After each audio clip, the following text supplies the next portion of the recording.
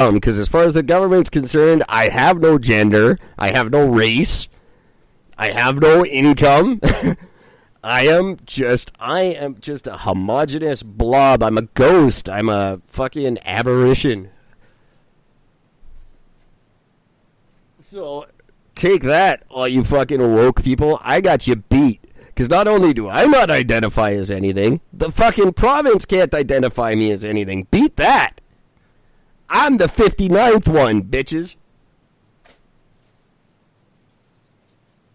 And I physically, literally can't identify as anything. So I got y'all beat. I'm having my own parade this year. I will organize that.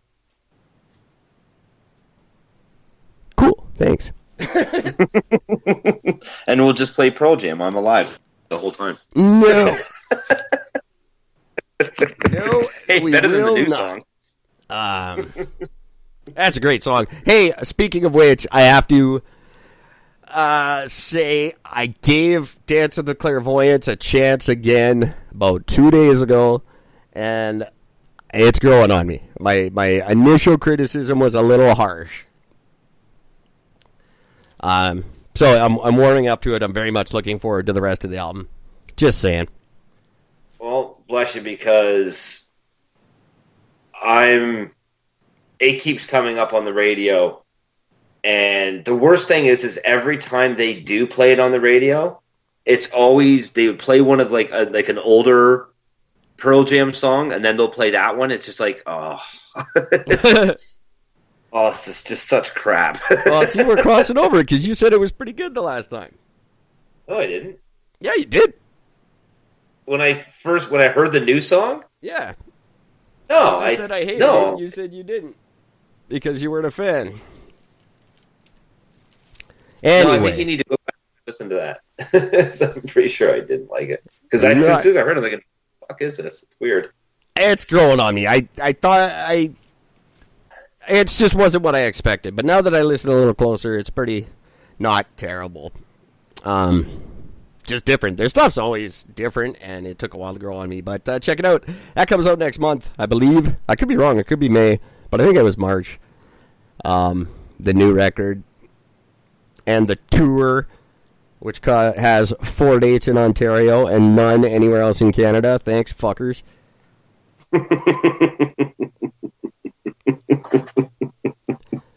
I'll just fly to Ontario. Oh, wait. I need a fucking picture ID to get a goddamn plane ticket. Yep. And I ain't taking a 3.5-day bus ride. I'm just not. Not for Gore, not for Pearl Jam. And then a train ticket will cost you more than a plane ticket. Oh, is that right? So you can't even take a train because the train's going to cost you more than a round trip airfare. Yeah, and I'm thinking I probably can't get on a train without ID either. Well, probably not. I can take a bus, but there is no bus direct from here to there anyway. I looked into it. See, you're the only person I know that would benefit from, like, if all of your credentials were, like, embedded into a microchip under your skin. You would benefit from that because then you wouldn't lose it. Well, I only lost it the one time. I just haven't been able to replace it since then.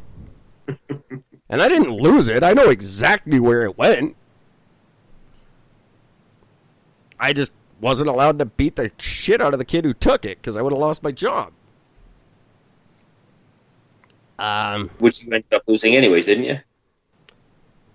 I did indeed. And there is a lot of, hey, what would I do had I known I was going to lose that job in June?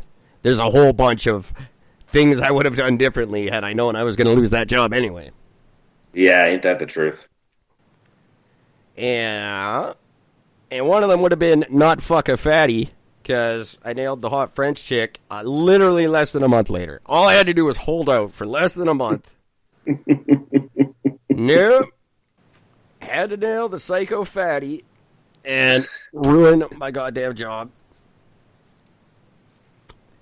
That is just true. And that sucks. Yes, science! This is a fun episode.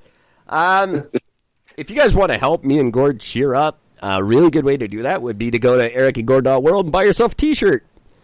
$27. There are 2 different styles. You can look at them at ericandgord.world. They come in 5 sizes for men and 5 sizes for the ladies. Everyone else, you're going to have to pick one of the 2. That's all we got. But you don't have to identify as a male or female. You just got to buy the shirt that you think would fit you the best. There's only the 2 options. I can't make 58 different T-shirts. 5-day delivery time. There's about 10 different colors you can choose from.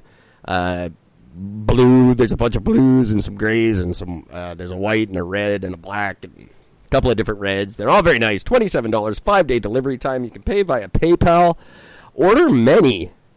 6 or more, and you get a big fat discount. But ericandgord.world, buy a shirt. We would like that. We would love that. This podcast is now once again my only source of income. And I was raking it in last year.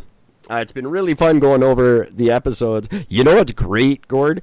I gotta say, and for our listeners, please go back to anything from 2018 and listen to Gord talk about produce and working in the grocery store.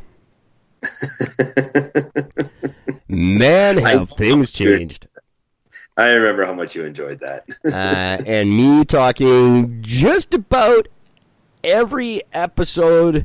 Because there was always like 3 or 4 days in between episodes because we couldn't record for 2 days because I couldn't figure it out. And then you would miss a day for work and I'd miss a day for whatever. And then we'd be back on. And I'd have had 2 or 3 jobs in that time.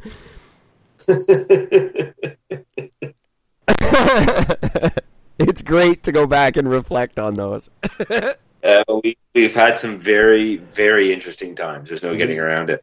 I was listening to a story where actually the warehouse I worked in, no, it was just prior to that when I was working for the security company, and in my first 7 days of work, I missed 2, I was late for 3, and I went home early once or something like that. It was just fucking brilliant. This show is a very interesting document of our lives. And the best part is all the episodes while I was on the street recording and saying I would edit out this conversation, and then it's clearly on the episode before we start. That's where the running gag came from. Yeah, I should go back and edit some of that, though. Well, I guess it doesn't matter now, but some of it could have been incriminating at the time. Yeah, we were, yeah. Not so much now. But very fun. Go back and listen to the archives. If these live episodes just aren't curling your toes, they will. They will get better. We have an amazing guest coming up. We said tomorrow, and that's tentative. It may not be tomorrow, but I will keep you guys posted.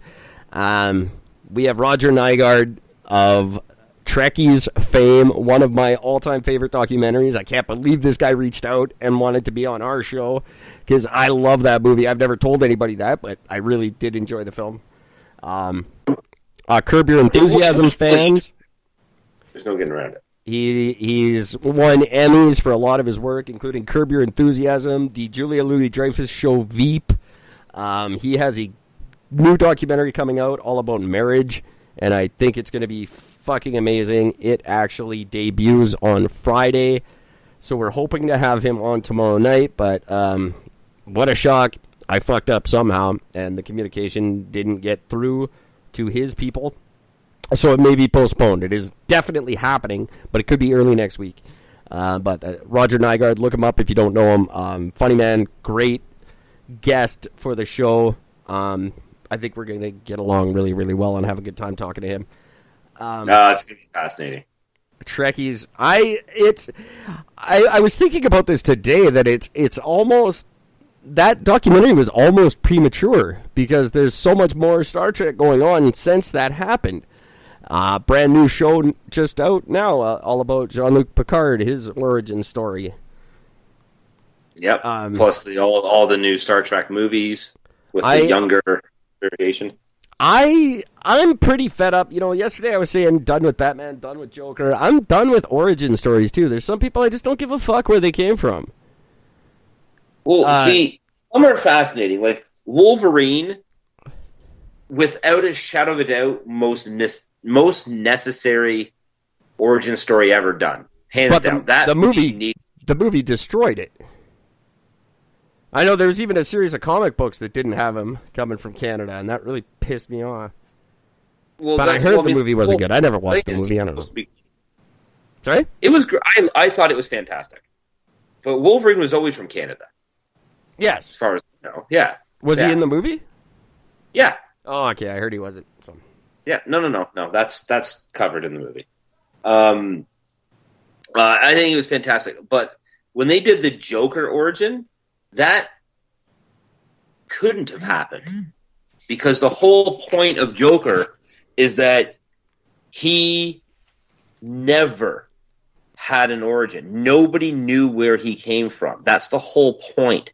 There was no backstory. Everything he said, he lied. So, yeah. I thought the Dark Knight really touched on that with him telling the story of the scars differently every time. I thought that was a brilliant way to allude to that. Yeah. I don't know about this origin. Like, we talked about it enough last night. I just don't care. And you're right. It's you can't.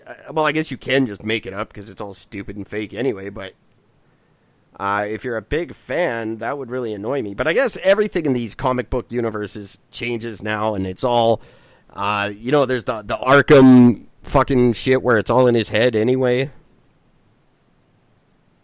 I don't know if you know of those ones. The Arkham, I forget what it is. Arkham. I forget what they're called, the Arkham Asylum series anyway, that... I've heard about them, I actually followed them. The basis of that series is that everything you've ever known about Batman and all this shit, it's all just in the Joker's head. He's just fucking that crazy. So, I don't know. But I don't care. I don't care about origin stories. But, what I was saying... This documentary, I think, was almost premature. You could almost do a sequel. Yeah. Because now we're into now the new TV show. They did the origins of they did pre-Shatner in the series Enterprise. That was all before Captain Kirk. And then they did the movies, which are all Captain Kirk when he's young, and now they got Picard when he's young as the new TV show. And they did it. The first one that I am aware of that I watched and hated was the Phantom Penis. It went back way too far, in my opinion. I didn't care about Anakin when he was 5. And as you can hear me talk about on the Thor's Kin podcast last month, that movie, that kid who played Anakin grew up schizophrenic and crazy. So that's what that movie does. Yeah, let's just think about that. Yeah, it sucks. He got heavily bullied a lot in school because of that movie, and he quit acting and he went fucking bonkers. Well, I think he was bonkers beforehand, but it just manifested by the time he got older is when it finally came out. And he's nuts. He's all schizophrenic and crazy and hates Star Wars. The guy who played Jar Jar Binks actually tried to commit suicide. Because that makes sense. Well, he watched the movie and he went, "Oh fuck, I might as well kill myself now."